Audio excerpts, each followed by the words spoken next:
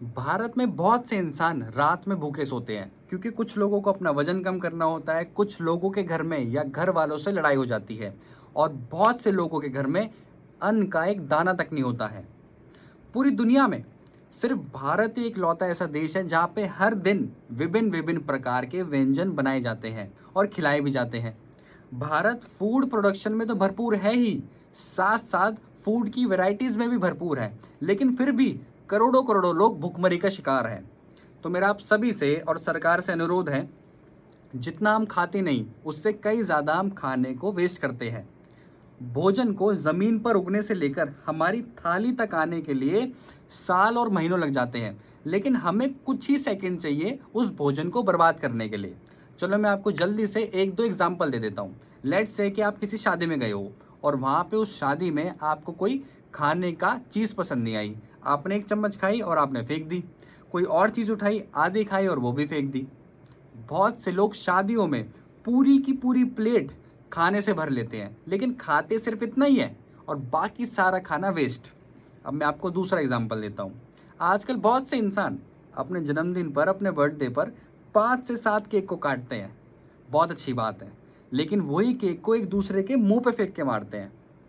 मैं आपके सेलिब्रेशन के अगेंस्ट नहीं हूँ, लेकिन आप अपने खाने को ऐसे वेस्ट मत कीजिए, क्योंकि खाने की असली कीमत उनसे पूछिए जिनके घर में 7 दिन से रोटी ना बनी हो।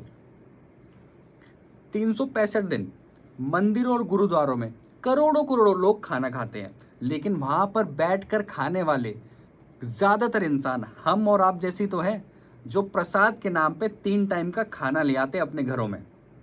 जब भगवान जी ने ही अमीर गरीब छोटे बड़े में कोई फ़र्क ही नहीं रखा, तो हम लोग कौन होते हैं? तो सभी को समान रूप से देखा जाए और जितना ज़्यादा हो सके मंदिरों और गुरुद्वारों में अन्न का दान किया जाए। हमारी संस्कृति में शुरू से ही ज़रूरतमंद इंसानों को खाना खिलाने की प्रथा है। अगर आप 100 लोगों को नहीं खिला सकते तो सिर्फ एक को खिलाइए ना। अगर आप एक को भी नहीं खिला सकते तो अपनी थाली में उतना ही लीजिए जितना आप खा सकते हो, अब चाहे वो घर में हो या कहीं भी पार्टी में हो। हर मंदिर में, हर शादी में और हर ओकेजन में या किसी भी होटल में या किसी भी रेस्टोरेंट में खाने को बर्बाद मत कीजिए, और जितना भी बचा हुआ खाना होता है उसको वेस्ट ना कर कर ज़रूरतमंद इंसानों को दे देना चाहिए। और हर शादी में इस चीज़ की जिम्मेदारी हर लड़की और लड़के के परिवार वालों को उठानी चाहिए। और आजकल बहुत से इंसान अपने जन्मदिन पर, अपने बर्थडे पर ज़रूरतमंद इंसानों को खाना खिलाते हैं। बहुत अच्छी बात है, लेकिन आप ये चीज़ हर महीने कर सकते हो। बस आपको हर महीने अपनी आमदनी में से 1% निकाल कर, या जितनी भी आपकी श्रद्धा हो उतना निकालिए और ज़रूरतमंद इंसानों को खाना खिलाइए ना। और ये चीज़ तो हमारे पुराणों में भी लिखी है। जब भी आप कार से ड्राइव करते हो, अपने साथ हमेशा फ्रूट, पानी और बिस्किट ज़रूर रखिए। और जहाँ कहीं भी आपको ज़रूरतमंद इंसान दिखते हैं, उनको पैसे ना देकर ये सारी चीज़ें दीजिए ना।